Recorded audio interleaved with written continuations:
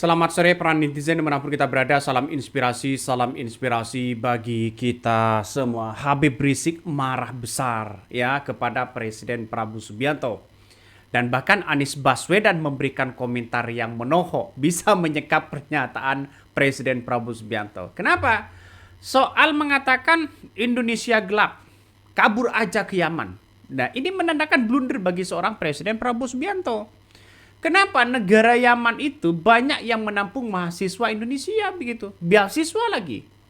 Dan ini menciderai lah begitu kan, ya hal-hal seperti ini. Bahkan ya dugaan dari Habib Rizik mengatakan bahwa Prabowo ketika melantik Jenderal Baleho, ya omongannya ya seolah-olah mengikuti ya Jenderal Baleho itu. Siapa mereka? Pasti tahulah siapa mereka ya. Pernyataan-pernyataan Habib Rizik inilah yang kemudian banyak diapresiasi oleh masyarakat. Pernyataan-pernyataan Anies Baswedan banyak yang kemudian diapresiasi oleh masyarakat. Kenapa? Karena kita lihat saja Presiden Prabowo Subianto mengatakan kabur aja ke Yaman. Ya singgung soal Indonesia gelap, kabur ke Yaman dan sebagainya. Ini merupakan blunder ya. Dan bahkan di saat ya bersamaan dengan lantiknya Jenderal Baleho begitu, sehingga ini yang menjadi menjadi dugaan begitu kan ya, menjadi reaksi dari Habib Rizik begitu. Hal-hal seperti ini ngeri-ngeri sedap bos kalau ini ditonton begitu. Coba kita dengarkan apa yang disampaikan Habib Rizik seperti ini. Mau apa tuh protes-protes Indonesia gelap? Kabur aja sono ke Yaman. Gara-gara apa tuh? Punya temen jelek, saudara. 1,5 tahun presiden kita nggak pernah ngomong begitu. Kenapa hari ini dia mengatakan begitu? Ngobrolnya sama provokator, minta nasihatnya sama orang jelek. Dulu kan yang bicara begitu bukan presiden, ada menteri segala urusan, tahu kan? Tahu kan? Dipanggil lagi, ditemuin, diajak ngobrol, ada apa? Nular, saudara. Minta nasihat dari orang bejat akan dapat nasihat yang bejat. Maka itu saya tanya, apa kata Nabi tadi, saudara? Berpengaruh gak kawan? Berpengaruh gak menteri? Berpengaruh. 1,5 tahun presiden kita nggak pernah ngomong begitu. Nggak pernah. Kemarin tahu tuh ngomong yang bilang Indonesia buram tuh siapa tuh? Indonesia neteran. Kalau nggak suka Indonesia buram, sono kabur sono kabur. Nah kalau yang dulu ngomongnya kabur keluar Indonesia, ini malah nambah kabur ke Yaman. Tahu dosa Yaman apa sama dia? Pakai nyebut-nyebut Yaman, ada apa? Nah itulah ya apa yang disampaikan oleh Habib Rizik begitu kan soal kabur ke Yaman. Memang banyak pengamat-pengamat yang mengatakan bahwa apa yang disampaikan Presiden Prabowo Subianto itu adalah sering sekarang ini bicaranya di forum-forum manapun ya tetap membicarakan soal makan bergizi gratis. Dikit ya dikritik dikit begitu kan ya, seolah-olah tidak terima. Ya, temperamental inilah yang kemudian bisa dilihat secara seksama oleh masyarakat Indonesia. Kritikan boleh-boleh aja kepada siapapun begitu, ya. Tapi di forum-forum internasional, ya, di forum-forum apapun begitu, Presiden Prabowo Subianto tetap mempertanyakan dan menyampaikan bahwa program makan bergizi gratis, semuanya begitu kan. Nampaknya hal-hal seperti ini itu aja begitu. Nah, kalau makan bergizi gratis silakan. Saya kira itu kebijakan bagus, tapi perlu diingat lagi begitu kan ya, yang di lapangan kadang banyak yang mengeluh soal makan bergizi gratis. Ditambah lagi dengan emak-emak atau ibu-ibu yang belanja ke pasar, apa-apa mahal akibat makan bergizi gratis. Spekulasinya mereka itu di lapangan. Makanya dengan adanya seperti ini, ayolah tolong Presiden Prabowo Subianto ya dengan sisa kepemimpinan ini begitu kan. Bahan-bahan pokok seperti kebutuhan-kebutuhan setiap harinya, kalau bisa, ya turun Pak.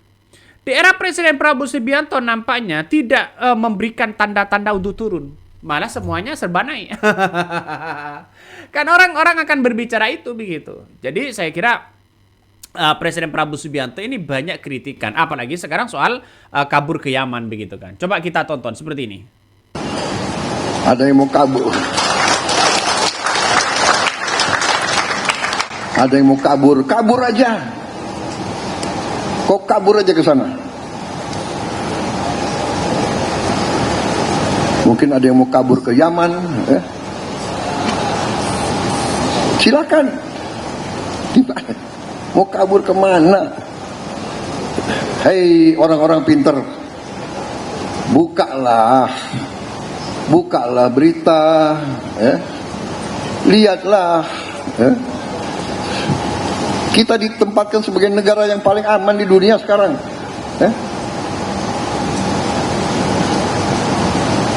Kabur aja deh. Iya, kabur aja biar kita nggak gaduh. Nah, itulah yang kemudian disampaikan oleh Presiden Prabowo Subianto. Substansinya adalah orang pinter, kabur aja ke Yaman, Indonesia gelap begitu. Nah, kalau menyinggung soal orang pinter, negara kita butuh orang pinter, Pak. Bukan orang yang hanya bisa ngotot untuk membelanya, bukan. Tapi kenapa orang-orang pinter sangat penting? Itu sebagai investasi bagi bangsa dan negara. Pendidikan sebagai investasi bagi negara untuk kemajuan begitu. Salah satu faktor kemajuan begitu kan ya di negara manapun adalah soal pendidikan. Pendidikannya sangat baik, kemajuannya sangat baik dan sebagainya. Coba kita lihat saja di Indonesia saat ini. Dari hukum, supremasi hukum misalnya, apa yang mau dilihat, apa yang mau dibanggakan? Dari segi ekonomi, apa yang mau dibanggakan? Dari segi demokrasi, apa yang mau dibanggakan? Ya, dari segi orang-orang pinter begitu, apa yang mau dibanggakan? Kenapa? Karena orang-orang pinter sekarang ini di Indonesia nampaknya tidak begitu dibutuhkan. Ya, mengapa Indonesia tidak maju-maju? Karena orang pinter tidak begitu dibutuhkan. Yang dibutuhkan ini adalah orang yang membela mereka dan ngotot oleh mereka, yang penting bisa bersuara, itu aja begitu kan. Coba kalau orang-orang pinter begitu. Nah, pertanyaannya sekarang, kalau orang-orang pinter ini dipelihara, ya, dibutuhkan oleh negara, maka kekayaan orang-orang di balik ini semua begitu kan, ya, semakin nyungsep. Ya, makanya kekayaan alam kita yang kemudian negara kita sekaya ini yang dikuasai hanya segelintir orang, kalau negara memelihara orang-orang yang pinter, maka ini akan punya dampak begitu kan. Karena apa? Karena orang-orang pinter. Makanya jalan satu-satunya adalah yang dipelihara mungkin adalah orang-orang yang bisa membela dia. Meskipun kapasitasnya tidak sesuai, yang penting jadi komisaris ini, jadi komisaris itu, ya gaji ini, gaji itu, gampang begitu kan. Itulah di Indonesia, bos. Mengapa negara kita negara yang kemudian tidak maju-maju? Karena orang-orang pinter yang tidak diberikan ruang begitu kan, ya. Ujung-ujungnya siapa yang membela, dialah yang kemudian dapat. Siapa yang punya jaringan, dialah yang dapat. Kalau kita melihat secara realitas sosial hari ini, ya, masyarakat hari ini, buruh hari ini begitu kan, ya. Kemiskinan hari ini, coba kita lihat saja begitu. Nampaknya itu-itu aja. Statistik yang kemudian muncul setiap harinya, statistik yang kemudian disodorkan di situ, hanya itu-itu aja kok begitu. Kenapa ya pemerintah saat ini tidak melihat bagaimana statistik angka bahan-bahan pokok misalnya di pasar, di jalanan begitu kan, ya, bahan kebutuhan pokok hidup kita misalnya. Kenapa tidak muncul ya statistik seperti itu begitu? Apakah turun harga-harga pokok sekarang ini atau naik? Atau bagaimana begitu? Coba kita lihat saja, bensin berapa? Pertamina, BBM ya berapa sekarang? Inilah yang kita disuguhi seperti itu, ya. Makanya bisnis to bisnis itu, ya, kalau saling menguntungkan, oke lah begitu. Tapi ketika kita lihat saja realitasnya, Indonesia masih kurang apa coba? Kekayaan alam kita sudah seperti ini. Semuanya begitu kan, semuanya serubur dan sebagainya. Jadi apa yang disampaikan Anies Baswedan nampaknya ini adalah benar begitu. Dan kritikan sangat luar biasa. Coba kita tonton seperti ini. Kabur aja deh. Iya, kabur aja biar kita nggak gaduh. Kenapa pejabat itu tidak boleh bersikap negatif terhadap koreksi? Kabur aja deh. Nomor satu, dia mengeluarkan itu pakai uang rakyat. Rakyat mengkoreksi kok nggak boleh? Kalau itu uang sendiri, uang dia sendiri, salah, boleh. Kamu nggak usah koreksi. Uang saya. Tapi ini bukan uang dia. Karena bukan uang dia, dia tidak boleh marah pada orang yang mengkoreksi dan mengkritik. Nggak boleh. Nggak boleh. Justru harus sebaliknya. Ini adalah uang yang harus dipertanggungjawabkan. Karena itu kalau penganggarannya meleset, tidak sesuai, harus terbuka untuk koreksi. Dan bagi rakyat, jangan pernah takut untuk mengkritik. Jangan pernah takut untuk mengkoreksi. MBG bermanfaat atau tidak? Waduh, Pak, yang di belakang tuh Pak, yang di belakang bilang waduh tuh. Janji lo Pak Presiden mendengarkan suara rakyat. Itulah suara rakyat Pak, suara rakyat Pak. Bapak dulu kampanye selalu bilang kan, dengarkan suara rakyat, itu suara rakyat Pak. Dengarkan Pak, tolong. Ini bukan soal membela buruh, ini soal menegakkan perintah pertama konstitusi. Bahwa kita semua mendirikan republik ini untuk sebuah kalimat, menengok ke depan. Bapak Ibu sekalian, kalau kita mau melakukan pemilihan, mau menengok apa yang akan terjadi besok, tidak bisa kita melihat janji hari ini, tapi tengoklah apa yang sudah dikerjakan di masa lalu. Ya, prediktor terbaik atas perilaku masa depan adalah perilaku masa lalu. Bila di masa lalunya tidak peduli, jangan harap besok peduli. Bila di masa lalunya memperjuangkan, insya Allah besok akan memperjuangkan. Ini adalah pola. Karena itulah kenapa kita bicara tentang rekam jejak, bicara tentang apa yang digunakan ketika menjalankan amanat di masa lalu sebagai prediktor apa yang akan dikerjakan di masa depan. Dan terkait dengan urusan ini, kita semua menyaksikan bahwa yang dibutuhkan untuk Indonesia maju, Indonesia bisa sejahtera, Indonesia bisa merasakan sebuah perasaan keadilan adalah keputusan-keputusan yang mendasarkan kepada prinsip kesetaraan, prinsip keadilan. Itu yang dibutuhkan. Karena itu yang membuat kita bisa maju. Nah, seringkali kita menghadapi tantangan. Kenapa tantangan? Ada sebagian yang sudah maju berkembang, ketika sudah maju berkembang tidak mau memikirkan yang belum maju, sudah mikirin diri sendiri. Tapi kita juga rasanya sering begitu. Ini observasi nih Pak. Saya kalau hadir di sebuah acara, seringkali habis acara selesai terus kita foto-foto, betul ya? Foto-foto nih, panis kita foto, rebutan foto-foto. Ramai betul kalau rebutan foto-foto itu. Dan pada saat ramai rebutan foto-foto itu, kemudian tidak lama ada yang bilang, udah, panis capek. Saya perhatikan siapa yang bilang, yang sudah selesai selfie. Iya. Yang bilang udah cukup, itu yang udah selesai. Yang belum ini loh, saya kapan gilirannya? Betul nggak? Bapak Ibu sekalian, di Republik ini banyak yang sudah sejahtera. Jangan lupakan mereka yang sedang berjuang untuk menuju sejahtera. Jangan karena sudah sejahtera, udah ya. Dulu nggak apa-apa diatur adil, sekarang udah ya, saya sudah makmur nih. Ya? Sekarang kita tidak bicara keadilan lagi, jangan. Karena banyak Republik ini giliran untuk naik kelas. Itulah yang kemudian menjadi prinsip.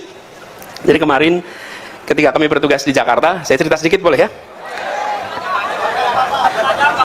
Ada kode jam, ada 5 menit juga, baik. Ini prinsip kesetaraan katanya, 5 menit cuma. Tapi gini, saya cerita sedikit. Kita semua yang memegang amanah selalu harus mengambil keputusan. Karena tugas pemimpin sesungguhnya adalah membuat keputusan. Itulah tugasnya. Diberikan kewenangan untuk dia mengambil keputusan. Karena itu harus kita memiliki prinsip apa yang digunakan kalau mengambil keputusan. Dasarnya apa? Dan saya sering sampaikan berkali-kali. Di dalam mengambil keputusan, kami di Jakarta mencoba menggunakan 4 pegangan. Nomor 1, prinsip keadilan dan kesetaraan. Ini nomor 1. Prinsip keadilan. Nomor 2, akal sehat. Data, fakta. Ini nomor 2. Nomor 3, kepentingan umum, kepentingan bersama, kepentingan publik. Yang keempat, undang-undang, aturan, regulasi. Urutannya begitu. Kalau urutannya dibalik, Bapak sekalian, kita akan ketemu aturan, undang-undang yang tidak sesuai dengan prinsip keadilan, yang tidak sesuai dengan akal sehat, yang tidak sesuai dengan kepentingan publik. Selesai, 3 yang lain hilang kalau urutannya diubah. Nah, kita sering menemukan situasi begitu. Saya beri contoh. Di tahun 2020 kita terhantam COVID. Kita ingat ya semua COVID. Jadi banyak perekonomian kita kontraksi mengecil. Apa yang terjadi kemudian? Kemudian diambil keputusan. Karena setiap akhir bulan Oktober selalu ada keputusan soal UMP. Kita selalu diskusi nih soal UMP. Dan seperti ceritakan tadi Pak Arief, bahwa kalau udah bicara UMP itu kita serius. Kita bukan bicara di depan publik saja. Kita bicara percakapan serius dengan teman-teman tokoh buruh dan juga dengan pengusaha. Dan kami sampaikan, kita ingin cari jalan keluar yang adil, yang fair. Bicara dengan semuanya. Ini teman-teman semua jadi saksinya lah apa proses perjalanan. Dan pada saat itu dikatakan bahwa UMP-nya tidak naik. Kenapa? Karena perekonomian mengalami kontraksi. Saya katakan iya benar, perekonomian kontraksi, tapi tidak semua sektor mengalami kontraksi. Kalau dibuat grafik, ada yang turun, ada yang naik. Perusahaan yang membuat masker, wah naik sekali. Perusahaan di sektor kesehatan naik semua. Kenapa di sektor yang naik buruhnya tidak boleh mengalami peningkatan upah? Harus mereka mendapatkan kesempatan. Karena apa? Lah wong pemilik perusahaan yang mengalami lonjakan keuntungan, lah kok yang bekerja tidak boleh merasakan bagian dari kerjanya untuk mendapatkan porsinya? Betul tidak? Jakarta menjadi satu-satunya provinsi yang membuat kebijakan UMP asimetrik. Tidak sama, tergantung sektor. Sektor perhotelan, ya tentu saja tutup hotelnya. Sektor kuliner tutup. Tapi kalau sektornya kesehatan, itu booming sebagai kegiatan ekonomi. Saya berikan contoh, kalau kita menggunakan prinsipnya nomor 4 saja, maka keadilan hilang, akal sehat hilang, kepentingan publik hilang. Itu yang kita coba kerjakan di Jakarta. Dan itu juga yang nanti akan jadi pegangan ketika bicara ke depan. Kalau yang peristiwa tahun 2021, UMP kita yang berbeda dengan kebijakan nasional, semuanya sudah tahu itu. Saya tidak perlu ceritakan. Tapi kita ingin mengambil posisi yang jelas, sikapnya begitu. Dan saya cerita sedikit nih, di akhir tahun 2021 kami undang para pengusaha-pengusaha di Jakarta. Cara mengundangnya bagaimana? Kami undang 50 pembayar pajak terbesar di Jakarta. Jadi yang diundang bukan asosiasinya, tapi 50 pembayar pajak terbesar. Kan udah jelas nih, paling gede nih. Dan semua datang dengan pertanyaan kebijakan gubernur soal UMP. Jadi di dalam ruangan makan malam, saya sampaikan kepada semua Bapak Ibu sekalian, kita berada di Balai Agung, Balai Kota DKI Jakarta. Lokasi kita hanya 1 kilometer kurang lebih dari Gedung Pancasila, di mana gedung itu lokasi para pendiri Republik berkumpul, bermusyawarah. Saya ingin ingatkan pada semua, yang berkumpul di ruangan itu pada saat Republik ini didirikan adalah orang-orang yang secara sosial ekonomi makmur, secara keterdidikan amat terdidik. Di saat 95% penduduk kita buta huruf, mereka cendekiawan, mereka berasal dari kalangan yang secara sosial ekonomi tinggi. Tapi apa yang mereka susun? Mereka menyusun sebuah republik baru yang mengandalkan pada prinsip keadilan. Republik ini didirikan dengan niat untuk satu, menggulung kolonialisme, yang kedua, menggelar keadilan sosial dan kesejahteraan bagi seluruh rakyat Indonesia. Kita sekarang berada 1 kilometer di tempat itu, berkumpul di sini. Yang ada di ruangan ini, semuanya adalah orang-orang yang sudah merasakan manfaat kemerdekaan. Yuk kita tengok 50 tahun yang lalu kita berada di mana, 40 tahun yang lalu kita berada di mana, rumahnya seperti apa, kendaraannya seperti apa, bisa nggak nyekolahin anak di mana-mana. 50 tahun lalu, 40 tahun lalu, kita semua yang di ruangan ini bukan siapa-siapa. Republik ini telah memberikan kepada kita semua yang berada di ruangan ini kesempatan untuk merasakan kesejahteraan. Sekarang saatnya kita dalam situasi begini mengambil sikap, bukan sekedar mengikuti peraturan, mengambil sikap. Apakah saya mau ambil tanggung jawab sebagai bagian yang ikut melunasi janji kemerdekaan, atau saya hanya menjadi bagian yang egois memikirkan diri kita sendiri? Pertanyaan itu dijawab oleh kita semua, karena kita berada di tempatnya sebagai yang bertanggung jawab. Dan itu unik, di ujung malah semuanya memahami, menyetujui. Ini semua saya ingin sampaikan, bahwa kita bukan hanya berdebat regulasi. Mari kita tengok, kita sebenarnya mulai dari sebuah niat baik, bersama-sama meraih sebuah negara, sebuah masyarakat yang merasakan keadilan yang setara. Itulah kemudian suasananya berubah dari semula. Yang kita sekarang turunan dari itu, yang saya rasa kita perlu kerjakan sama-sama dan urgen ini. Mengedepankan transparansi. Transparansi dalam semua pengambilan kebijakan. Transparansi itu akan memastikan rakyat hadir mengawasi. Transparansi itu memastikan negara bisa menunjukkan kepada rakyat apa saja yang dikerjakan. Transparansi ini kunci.